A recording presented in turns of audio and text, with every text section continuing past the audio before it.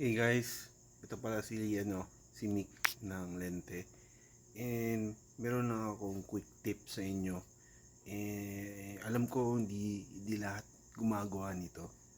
Pero kung susundin nyo to, malaking tulong to para ma-preserve nyo yung mga minamahal nyo mga motorsiklo. Kakabili ko lang nitong motor kanina. Nag-Honda Beat na ako. Yan. So, takbo niya nasa ano pa lang, konting break-in pa lang, mga nasa 30, ganun, 30 km. So, ang dapat nyo lang gawin is, kasi tayo maarte tayo, di ba? Ayaw natin yung parang kalawangin yung mga motorsiklo natin, pinit-preserve natin yan. So, ito yung kailangan nyo bilhin guys. Binili ko to kanina. Alam naman, kilala naman natin lahat to, di ba? WD-40. Yan. So, ang gagawin mo, number one kasi dito sa mga motorsiklo natin is, yung pinakaunang kinakalawang talaga sa motorsiklo, bawat motorsiklo, kahit anong klaseng model pa yan, is yung tambucho. Kasi parating mainit yung tambucho. So, ang gagawin natin is, before nyo i-long drive yung tambucho nyo or gamitin nyo na completely yan, paglabas-labas pa lang talaga sa kasa, mas mabuti ngayon, paglabas pa lang sa kasa, lagyan nyo na agad ng WD-40 yung tambucho nyo, sorry, tambucho nyo, lagyan nyo na agad sprayan nyo na agad ng WD-40 yung mga tambucho nyo, especially yung arm nya, yung arm na nagko-connect papunta sa engine, kasi yan yung pinakamainit talaga. So, dapat sprayan nyo na yan ngayon ng WD-40 habang hindi pa yan nababasa at nainitan, ganun. So, ako, mali ko kasi dineliver kasi sa akin tong motorsiklo kanina. Hindi ko kasi to pinick up sa tindahan talaga mismo sa kasa. Dineliver lang sa kung saan ako kanina. So, yun, hindi ko siya na-spray agad kasi yung plano ko kasi sa kasa pa lang, before anda rin yung motor, sprayan ko lang ng ganito. So, yun guys, sprayan natin guys. So, yan guys. Excuse me. So, yan, WD-40.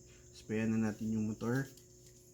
Yung, ito, arm nya.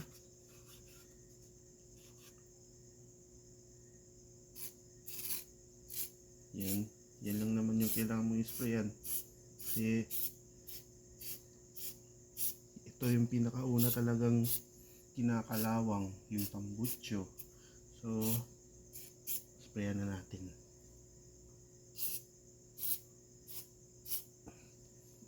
Tapos dito sa body, guys, yan, connect sa body.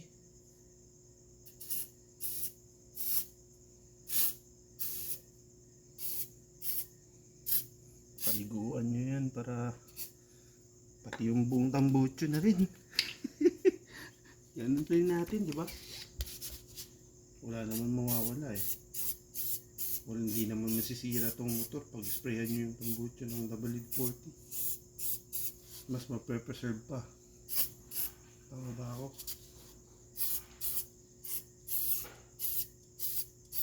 So, yan.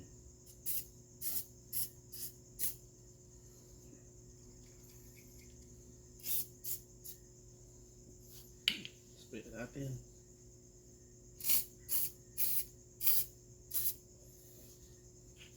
Yun, so all goods. Tapos yung ito pa, magdadry lang yan naman. So,